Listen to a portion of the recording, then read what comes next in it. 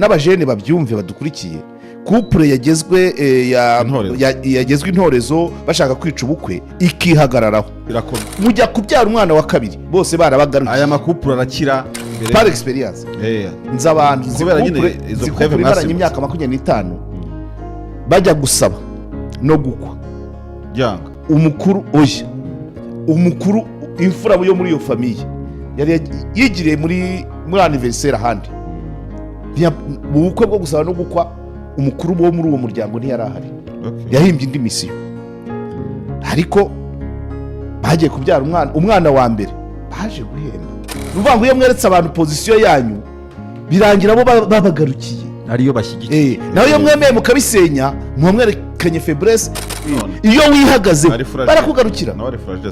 Rubyiruko mubyumve, ntazagira umuntu ukuvanaho kwizima. Niba wabonye umuntu umujyana muri viziyo mukundana muzubaka urugo mukabyarana, fatiraho please. Abazabyivangamo mubima amatwi, muzajya kubyara umwana wa mbere muzagera ku wa kabiri barabagarukiye, cyangwa nibanga ntawe mutamuzuru rye, ntawe muhumekesha igihaha.